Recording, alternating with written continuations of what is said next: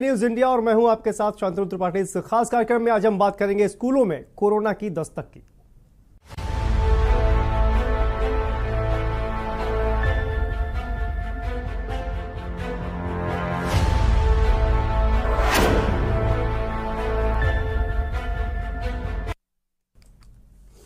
और उत्तर प्रदेश के नोएडा और गाजियाबाद जिले के निजी स्कूलों में छात्रों के कोरोना संक्रमित मिलने से हड़कंप मच गया है। इसमें गाजियाबाद के 2 निजी स्कूलों में 5 छात्र कोरोना संक्रमित मिले हैं, तो वहीं पर नोएडा के एक निजी स्कूल में 3 कक्षाओं में कोविड संक्रमित छात्र मिले हैं, जिस कारण इन स्कूलों में अब कक्षाएं ऑनलाइन चलेंगी। दरअसल बच्चों में कोविड संक्रमण का खतरा इसलिए भी ज्यादा रहता है क्योंकि वो जरूरी सावधानियां बरतने में लापरवाही करते हैं।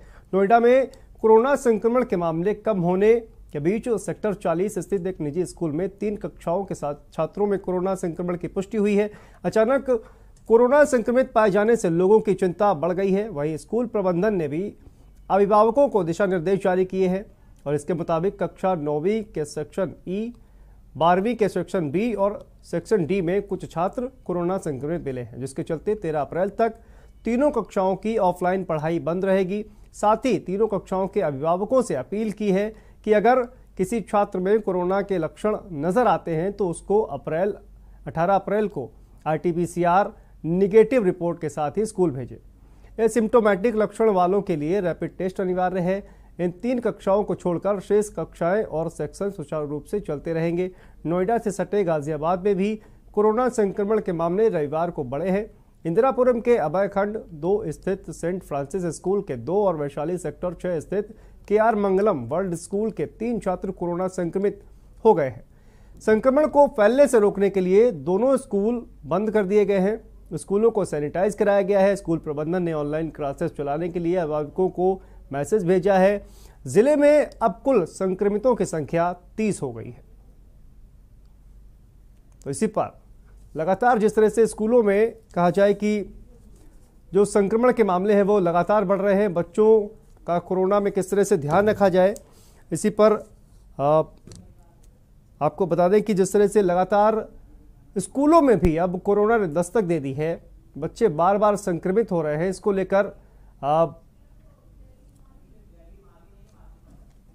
लेकर जो है एहतियात भी बरती गई है और इसी पर हम चर्चा करेंगे। डॉक्टर विकास मिश्रा जी हमारे साथ जुड़ गए हैं, माइक्रोबायोलॉजिस्ट हैं, और सीमा त्यागी जी अभिभावक संघ से हमारे साथ जुड़ गई हैं।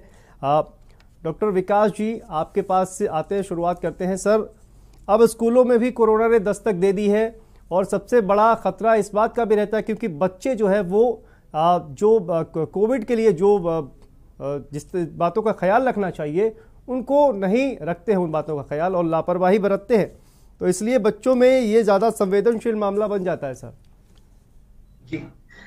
जी देखिए त्रिपाठी जी, सबसे पहले आपको नमस्कार। ये आपके द्वारा जनता में ये संदेश जाना बहुत जरूरी है कि कोरोना अभी हमारे बीच गया नहीं है जी, और आगे भी 1-2 साल रहेगा। तो ये जो पॉजिटिविटी आ रही है इससे हमें सावधान रहना है, इससे हमें पैनिक होने की जरूरत नहीं है जी। वैक्सीनेशन सरकार ने 12 साल से ऊपर का शुरू कर दिया गया है।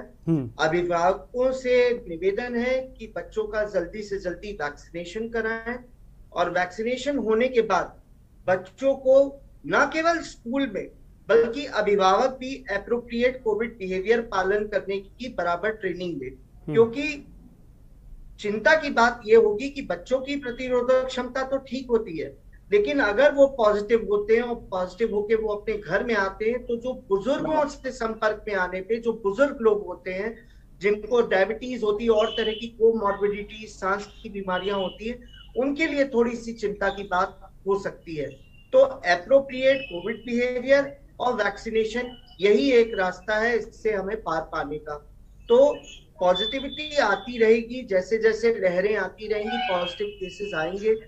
अभिभावकों को ये समझना जरूरी है कि स्कूल बहुत दिन हो गए, हम लोग ऑनलाइन क्लासेस कर रहे थे, ऑफलाइन में अब आ गए हैं, तो बच्चों को ये appropriate COVID behaviour, social distancing, इन सब चीजों का पालन करना पड़ेगा, वैक्सीनेशन अपना करवाना पड़ेगा, उसके अलावा पढ़ाई पे ध्यान रखना पड़ेगा। जी बिल्कुल, और कहीं ना कहीं जिस तरह से डॉक्टर विकास मिश्रा जी कह रहे हैं, सीमा त्यागी जी भी हमारे साथ जुड़ी हुई हैं अभिभावक संघ से। सीमा जी, डॉक्टर साहब जिस तरह से कह रहे हैं कि ये जो कोरोना है हमारे बीच से गया नहीं है, लेकिन सावधान रहने की ज़रूरत नहीं है, पैनिक होने की ज़रूरत नहीं है। सावधान रहने की ज़रूरत है, पैनिक होने की ज़रूरत नहीं है। कई सवाल होंगे एज ए गार्जियन आपको, जिस तरह से वो सवालों के जवाब शायद डॉक्टर विकास की तरफ से आपको मिल गए होंगे। नमस्कार त्रिपाठी जी। डॉक्टर साहब ने बिल्कुल ठीक कहा है कि आप मीडिया के लोगों के माध्यम से जनता को ये जागरूक करना जरूरी है कि कोविड से डरे नहीं, उससे पैनिक ना हो, सावधान रहें। लेकिन जनता को तो आप समझा देंगे, लेकिन सरकार को कौन समझाएगा? नेताओं को कौन समझाएगा? मंत्रियों को कौन समझाएगा? त्रिपाठी जी थोड़ा लीक से हट रही हूँ, लेकिन कल ही हमारी यूपी गवर्नमेंट का एक आदेश आया है, परसों शायद, स्कूलों के लिए, जिसमें यह लिखा है कि अब कोविड की कोई परेशानी नहीं है, इसलिए स्कूलों को खुली छूट दी जाती है कि वो 10% फीस बढ़ाए। अब आप ये सोचिए त्रिपाठी जी कि सरकार जब एक तरफ स्कूलों को ये कह के कि कोरोना खत्म हो गया, तुम अब फीस बढ़ा लो, तो क्या स्कूल वाले कोरोना की गाइडलाइन फॉलो करेंगे? क्या अभिभावक करेंगे? क्या बच्चे करेंगे? और आप सोचिए कि जहां कोरोना के केस डिटेक्ट हुए हैं वो हाई प्रोफाइल स्कूल हैं।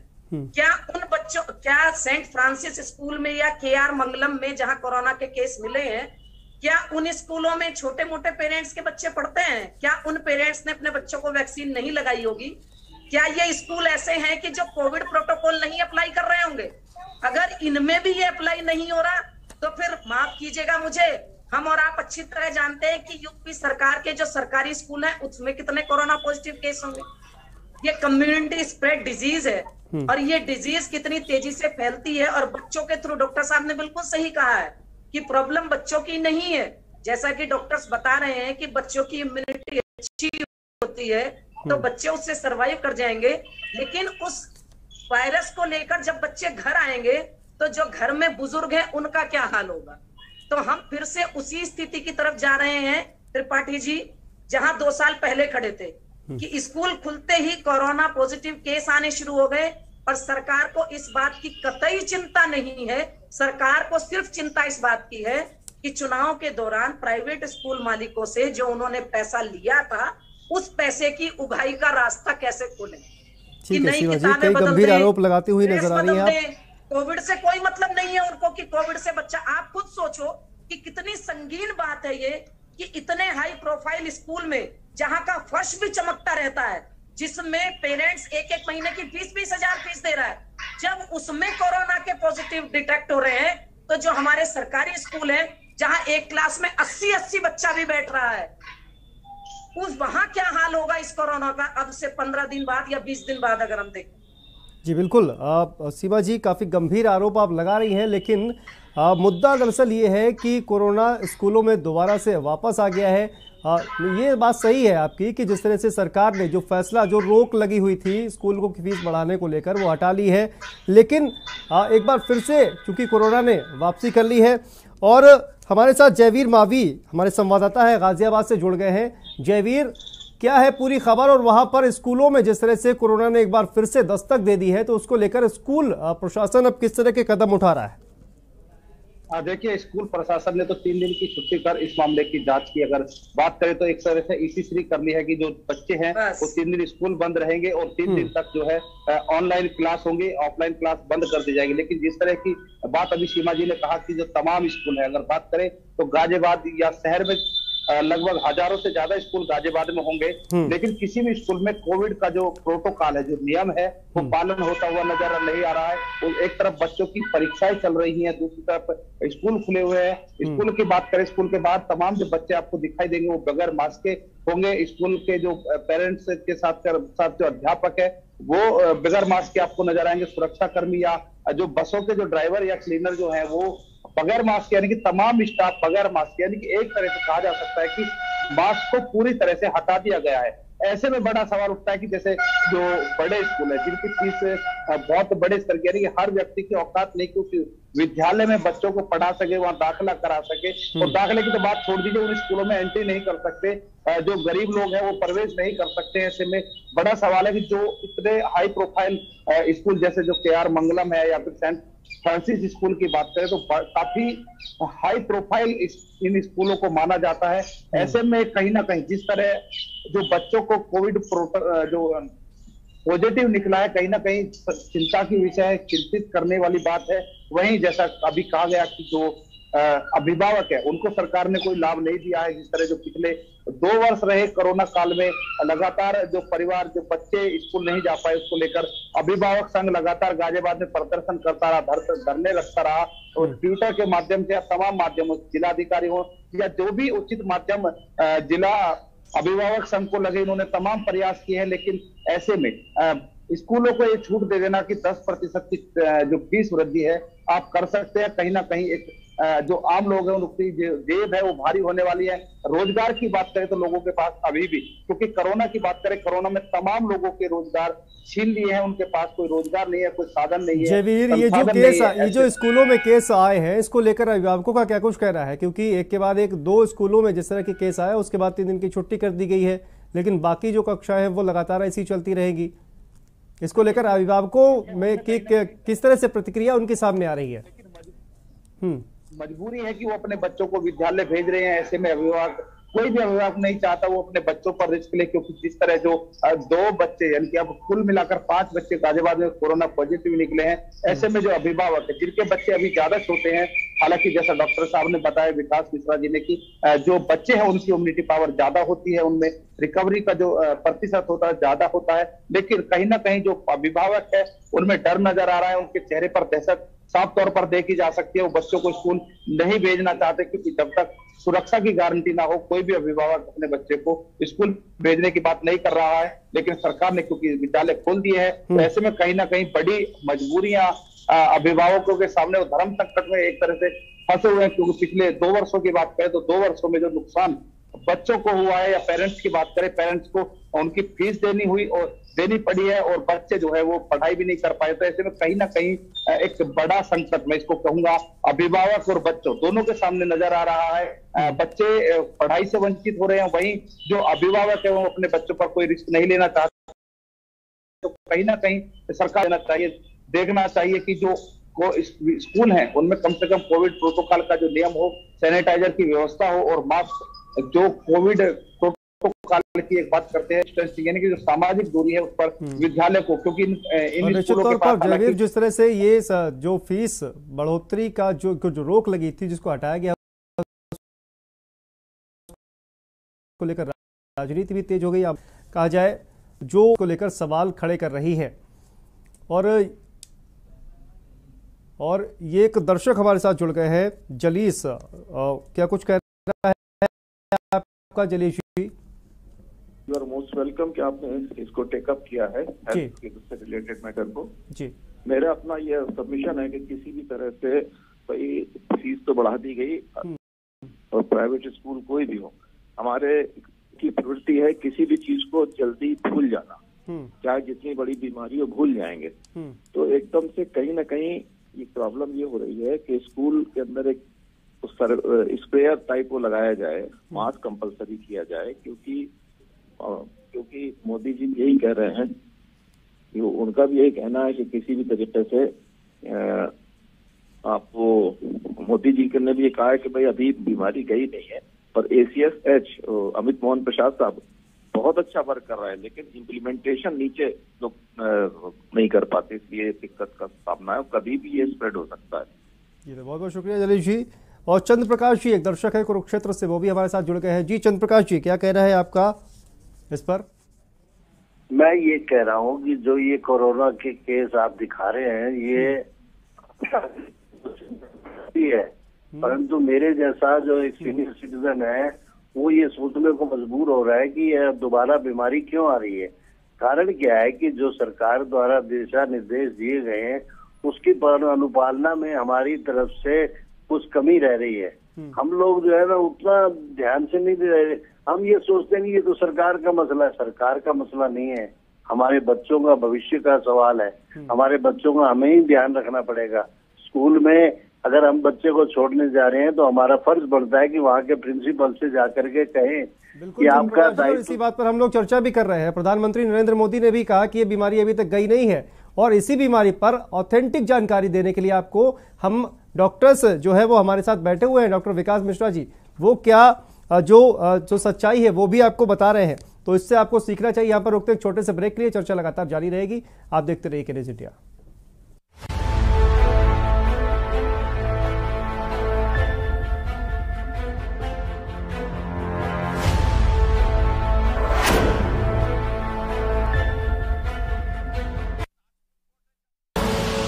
आप देख रहे हैं के न्यूज, खबरों का सारथी। जुबान के लिए उड़ चला गैरों की ज़मीं पर, खुशबू अपने पन की ढूंढता। दूर कितना भी जा, इस जुबान से दूर ना जा पाओगे। विमल, बोलो जुबान केसरी। प्रदेश के क्रिकेट प्रेमियों के लिए बड़ी सौगात, चंद्रा प्रीमियर लीग का होगा आयोजन। कानपुर में आयोजित हो रही है प्रदेश स्तरीय अंडर 16 क्रिकेट प्रतियोगिता। 20 और 21 अप्रैल को टूर्नामेंट का होना है ट्रायल। टूर्नामेंट में सह प्रायोजक है के न्यूज इंडिया। आप देख रहे हैं के न्यूज, खबरों का सारथी।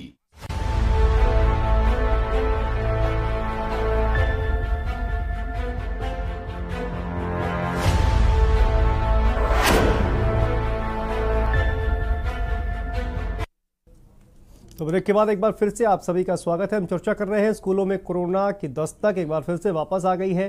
जिस तरह से गाजियाबाद, नोएडा में 2 स्कूलों में कोरोना संक्रमित छात्र मिले हैं, उसके बाद से चिंताएं निश्चित तौर पर बढ़ गई हैं। लेकिन ये कोरोना पर बातचीत करने का मकसद किसी को डराना नहीं है, बल्कि सावधान करना है। और इसी पर लगातार डॉक्टर विकास मिश्रा जी भी जो ऑथेंटिक जानकारी है आप सभी दर्शकों तक पहुंचा रहे हैं। विकास जी, एक सवाल और है सर, कोरोना को लेकर एक नया अपडेट आया, आपने भी देखा, एक वेरिएंट है गुजरात में, उसका एक कहा जाए कि संक्रमित भी मिला है। सर, इस वेरिएंट पर भी थोड़ा सा क्लियर कर दीजिए कि जो XE वेरिएंट जो है इसको बोला जा रहा है, ये क्या है और इसको लेकर क्या अधिक जानकारी है, क्योंकि आप सबसे बेहतर जानकारी आप ही दे सकते हैं। शांतनु जी, पहले तो मैं आपके माध्यम से जो आपके 2 दर्शक थे जी, उनको प्रेज करना चाहूंगा कि एटलीस्ट वो जनता कुछ तो जागरूक हो रही है। उनका भी ये कहना है कि जनता थोड़ा सा शिथिल हो गई है कोरोना को लेकर। जैसे कि हमारे प्रधानमंत्री जी नरेंद्र मोदी जी ने भी कहा था कि कोरोना हमारे बीच से गया नहीं है। तो जनता को ये समझना होगा कि सरकार तो अपना काम कर रही है, लेकिन जब कभी भी महामारी आती है तो वो हर 100 साल में रिपीट करती है। आप हिस्ट्री देख लें तो इसके पहले जो महामारी आई थी, स्पेनिश फ्लू आया था, वो ठीक 100 साल पहले आया था। तो सरकार अपना काम कर रही, जनता को थोड़ा जागरूक होना पड़ेगा, थोड़ा सावधान रहना पड़ेगा। और जैसा कि आपने सवाल पूछा है, जो तीसरी लहर थी हमारे भारत में, वो ओमिक्रॉन के कारण आई थी। ओमिक्रॉन वेरिएंट जो है वो एक सब वेरिएंट्स में डिवाइड हो गया था, 3 सब variant, BA1, BA2, BA3। BA1 और BA2 के केसेस तो इंडिया में पाए गए, लेकिन BA3 का केस नहीं पाया गया। ज्यादातर BA2 स्ट्रेन साउथ इंडिया में कॉमन थी और 90% ऑफ केसेस BA2 स्ट्रेन के थे। अब ये जो वायरस नया XE वेरिएंट आया है, ये यही ओमिक्रॉन का BA1 और BA2 यूके में किसी आपका इम्यूनो कॉम्प्रोमाइज इंडिविजुअल में इसने रिकॉम्बिनेंट स्ट्रेन बना लिया है। ये ओमिक्रॉन का ही वेरिएंट है, लेकिन BA1 और BA2 कंबाइन होके नया वेरिएंट बन गया है, जिसको बोल रहे हैं XE वेरिएंट। ये पहली बार 19 जनवरी 2022 में यूनाइटेड किंगडम में डिटेक्ट हुआ था और लगभग अब तक उसके करीब 700-750 केसेस यूके में डिटेक्ट हो चुके हैं। और शांतनु जी, जैसा आपको मालूम है कि दुनिया बहुत छोटी हो गई है, by the virtue of travel, that is airplane, cargo वगैरह, तो एक जगह से दूसरी जगह संक्रमण फैलने में देर नहीं लगती है। और जिस प्रकार से चाइना में भी जो सस्पेक्ट किया गया था कि जो वहां पे BA2 स्टेल्थ वेरिएंट आया, जो वहां पे एकदम से बढ़ा, वो एक कार्गो शिप के द्वारा, मेल के द्वारा वहां पे वो पहुंचा था और अब वो भयावह स्थिति वहां पे कर रहा है। कितना खतरनाक है हमारी जनता को ये कितना खतरनाक ये साबित हो सकता है जी। शांतनु आप कुछ बोल रहे थे? जी विकास जी कह रहा हूँ कितना खतरनाक हो सकता है ये वेरिएंट? शांतनु जी देखिए, अभी तक जितना शोध हुआ है इसके बारे में, क्योंकि ये वायरस अभी बिल्कुल नया है, ये तो पता लग चुका है कि इसकी संक्रामक स्थिति ओमिक्रॉन जो ओरिजिनल वेरिएंट था उससे 10% और ज्यादा है। यानी कि जो दूसरी लहर आई थी उसमें डेल्टा वायरस था तो वो एक व्यक्ति 7 व्यक्तियों को संक्रमित कर सकता था। तीसरी लहर ओमिक्रॉन में एक व्यक्ति 21 से 22 लोगों को संक्रमित कर सकता था। ये वाला एक्सी वेरिएंट है, ये उससे भी 10% ज्यादा संक्रामक है। लेकिन ये कितना सीवियर होगा, वैक्सीन की इफेक्टिवनेस कितनी होगी, इसके लिए कुछ भी कहना अभी जल्दीबाजी होगी। लेकिन जितना मेरा क्लिनिकल एक्यूमेंट कहता है, क्योंकि हम लोग ऑलरेडी BA.1 और BA.2 सब वेरिएंट झेल चुके हैं, तो हमारे देश में इस समय हाइब्रिड इम्यूनिटी है। हाइब्रिड इम्यूनिटी का मतलब एक इम्यूनिटी जो हमें वैक्सीनेशन से मिल रही है, जो 85% हमारी पॉपुलेशन ऑलरेडी वैक्सीनेट हो चुकी है, प्लस नेचुरल इम्यूनिटी जो हमें नए तरह के जो इन्फेक्शंस आ रहे हैं उससे मिल रही है।